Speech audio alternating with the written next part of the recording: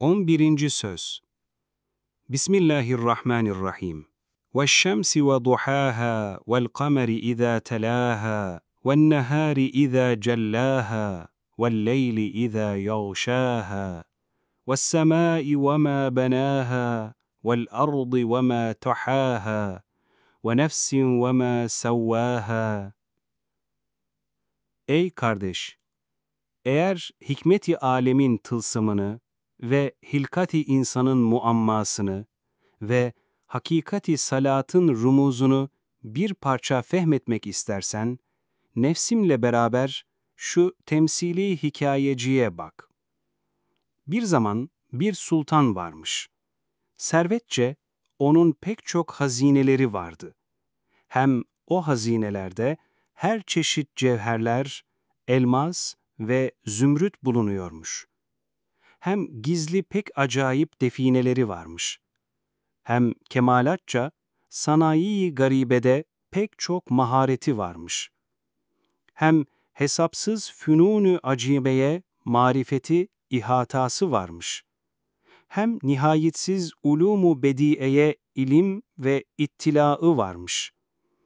Her cemal ve kemal sahibi, kendi cemal ve kemalini görmek ve göstermek istemesi sırrınca, o Sultan-ı Zişan dahi istedi ki bir meşher açsın.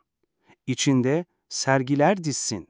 Ta Nas'ın enzarında saltanatının haşmetini, hem servetinin şaşasını, hem kendi sanatının harikalarını, hem kendi marifetinin garibelerini izhar edip göstersin. Ta cemal ve kemali manevisini iki vecihle müşahede etsin. Bir veçhi bizzat nazarı dekaik aşinasıyla görsün. Diğeri gayrın nazarıyla baksın. Bu hikmete binaen cesim ve geniş ve muhteşem bir kasrı yapmaya başladı. Şahane bir surette dairelere, menzillere taksim ederek, hazinelerinin türlü türlü murassaatıyla süslendirip, kendi desti sanatının en latif, en güzel eserleriyle zinetlendirip, fünûn-u hikmetinin en incelikleriyle tanzim edip düzelterek ve ulûmunun asar-ı mucizekâraneleriyle donatarak tekmil ettikten sonra, her bir taam ve nimetlerinin bütün çeşitlerinden en lezizlerini cami, sofralar o sarayda kurdu. Her bir taifeye layık bir sofra tayin etti. Öyle sehavetkârane, sanatperverane bir ziyafeti amme ihzar etti ki, güya her bir sofra, 100 sanayi latifenin eseriyle vücut bulmuş gibi kıymetli, hadsiz nimetleri serdi. Sonra, aktar-ı memleketindeki ahali ve raiyetini seyre ve tenezzühe ve ziyafete davet etti. Sonra bir yaveri ekremine sarayın hikmetlerini ve müştemilatının manalarını bildirerek onu üstad ve tarif edici tayin etti.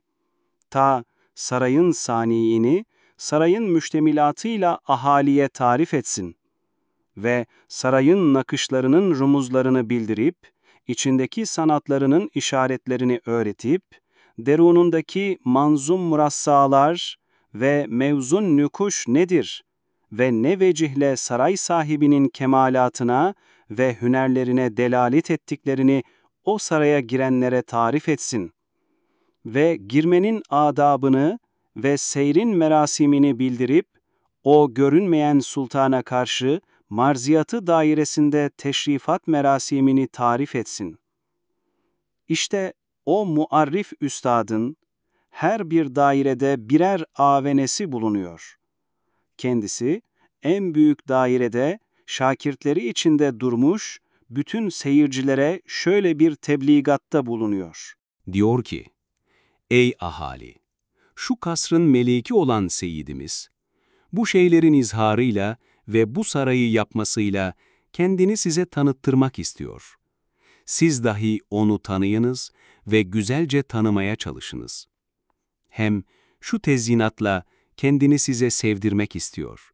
Siz dahi onun sanatını takdir ve işlerini istihsan ile kendinizi ona sevdiriniz. Hem Bu gördüğünüz ihsanat ile size muhabbetini gösteriyor. Siz dahi itaat ile ona muhabbet ediniz. Hem şu görünen inam ve ikramlar ile size şefkatini ve merhametini gösteriyor. Siz dahi şükür ile ona hürmet ediniz.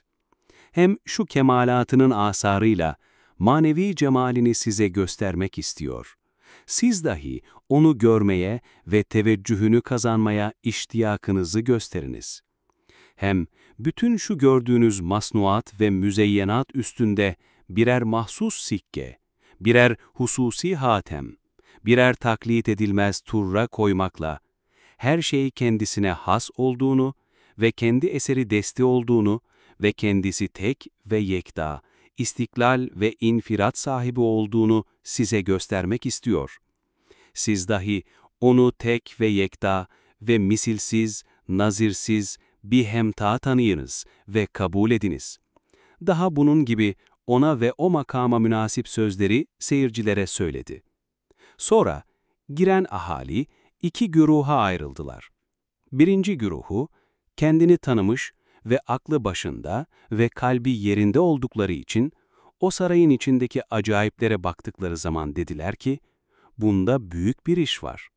Hem anladılar ki beyhude değil, adi bir oyuncak değil. Onun için merak ettiler. Acaba tılsımı nedir? İçinde ne var deyip düşünürken, birden o muarrif üstadın aleyhisselamü vesselam beyan ettiği nutkunu işittiler. Anladılar ki, bütün esrarın anahtarları ondadır. Ona müteveccihen gittiler ve dediler ki, Esselamu aleyke ya eyyuhel üstad. Hakkan, şöyle bir muhteşem sarayın, senin gibi sadık ve müdakkik bir muarrifi lazımdır. Seyyidimiz sana ne bildirmişse, lütfen bize bildiriniz. Üstad ise, evvel zikri geçen nutukları onlara dedi. Bunlar güzelce dinlediler, iyice kabul edip tam istifade ettiler. Padişahın marziyatı dairesinde amel ettiler. Onların şu edepli muamele ve vaziyetleri o padişahın hoşuna geldiğinden onları has ve yüksek ve tavsif edilmez diğer bir saraya davet etti, ihsan etti. Hem öyle bir cevadı melike layık ve öyle muti ahaliye şayeste ve öyle edepli misafirlere münasip ve öyle yüksek bir kasra şayan bir surette ikram etti. Daimi onları saadetlendirdi. İkinci güruh ise akılları bozulmuş, kalpleri sönmüş olduklarından saraya girdikleri vakit nefslerine mağlup olup lezzetli taamlardan başka hiçbir şeye iltifat etmediler. Bütün o mehasinden gözlerini kapadılar ve o üstadın aleyhisselamü vesselam irşadatından ve şakirtlerinin ikazatından kulaklarını tıkadılar. Hayvan gibi yiyerek uykuya daldılar. İçilmeyen, fakat bazı şeyler için ihzar edilen iksirlerden içtiler, sarhoş olup öyle bağırdılar, karıştırdılar, seyirci misafirleri çok rahatsız ettiler. Sani-i Zişan'ın düsturlarına karşı edepsizlikte bulundular. Saray sahibinin askerleri de onları tutup öyle edepsizlere layık bir hapse attılar. Ey benimle bu hikayeyi dinleyen arkadaş! Elbette anladın ki, o Hakim-i Zişan, bu kasrı, şu mezkür maksatlar için bina etmiştir. Şu maksatların husulü ise iki şeye mütevakkıftır. Birisi, şu gördüğümüz ve nutkunu işittiğimiz üstadın, aleyhissalâtü vesselam, vücududur. Çünkü o bulunmazsa, bütün maksatlar beyhude olur. Çünkü anlaşılmaz bir kitap, muallimsiz olsa, manasız bir kağıttan ibaret kalır. İkincisi, ahali, o üstadın, aleyhissalâtü vesselam sözünü kabul edip dinlemesidir. Demek, vücudu üstad, aleyhissalâtü vesselam, vücudu kasrın daisidir. Ve ahalinin istimaı, kasrın bekasına sebeptir. Öyleyse, denilebilir ki, şu üstad, aleyhissalâtü vesselam olmasaydı, o Melik-i Zişan şu kasrı bina etmezdi. Hem yine denilebilir ki, o üstadın, aleyhissalatu vesselam talimatını ahali dinlemedikleri vakit, elbette o kasır tebdil ve tahvil edilecek. Ey arkadaş! Hikaye burada bitti. Eğer şu temsilin sırrını anladınsa, bak, hakikatin yüzünü de gör.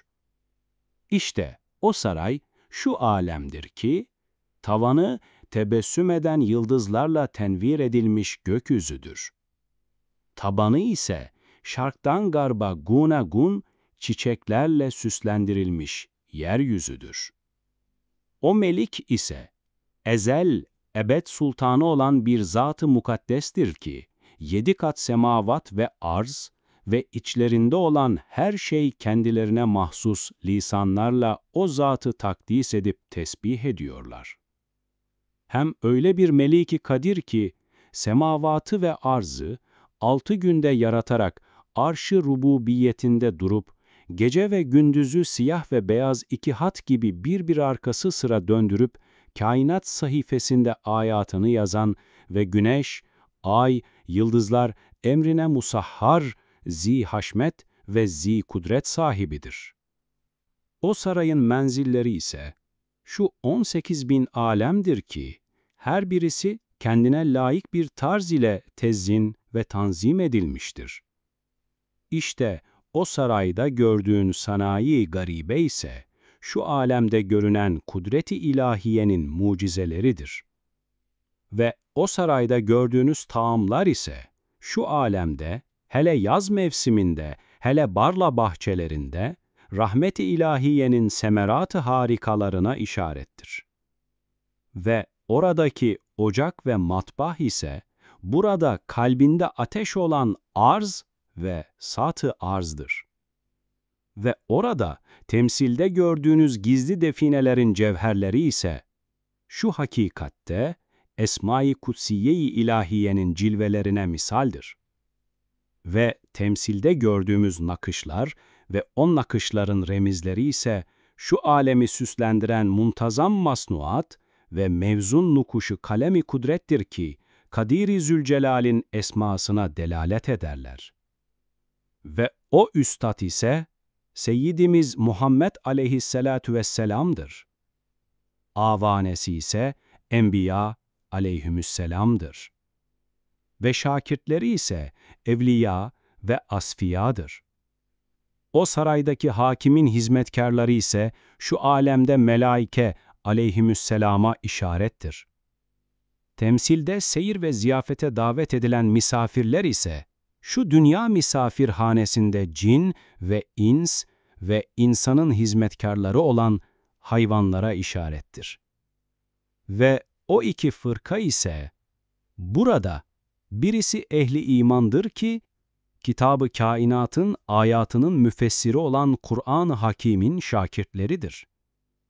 Diğer güruh ise, ehli küfür ve tuğyandır ki, nefs ve şeytana tabi olup, yalnız hayatı dünyeviyeyi tanıyan hayvan gibi, belki daha aşağı, sağır, dilsiz, dâlim güruhudur.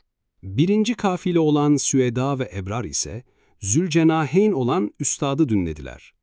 O üstad hem abdtir, ubudiyet noktasında Rabbini tavsif ve tarif eder ki, Cenab-ı Hakk'ın dergahında ümmetinin elçisi hükmündedir. Hem Resul'dür, risalet noktasında Rabbinin ahkamını Kur'an vasıtasıyla cin ve inse tebliğ eder. Şu bahtiyar cemaat, o Resulü dinleyip Kur'an'a kulak verdiler. Kendilerini envai ibadatın fihristesi olan namazla, birçok makamat-ı âliye içinde çok latif vazifelerle terebbüs etmiş gördüler. Evet, namazın mütenevvi eskâr ve harekatıyla işaret ettiği vezaifi, makamatı mufassalan gördüler.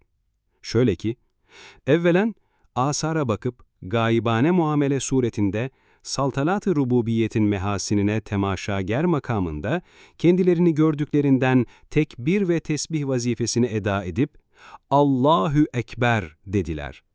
Saniyen, Esma-i Kutsiye ilahiyenin cilveleri olan bedaine ve parlak eserlerine dellallık makamında görünmekle, Sübhanallahi velhamdülillahi diyerek takdis ve tahmid vazifesini ifa ettiler. Salisen, rahmet-i ilahiyenin hazinelerinde iddihar edilen nimetlerini zahir ve batın duygularla tadıp anlamak makamında şükür ve sena vazifesine başladılar. Rabian, Esma-i İlahiye'nin definelerindeki cevherleri manevi cihazat mizanlarıyla tartıp bilmek makamında tenzih ve medih vazifesine başladılar. Hamisen, mistar-ı kader üstünde kalemi kudretiyle yazılan Mektubat-ı Rabbaniye'yi mütalaa makamında tefekkür ve istihsan vazifesine başladılar. Sadisen, eşyanın yaratılışında ve masnuatın sanatındaki latif incelik ve nazenin güzellikleri temaşa etmekle, tenzih makamında Fatır-ı Zülcelal'le Sani-i Zülcemallerine muhabbet ve iştiyak vazifesine girdiler.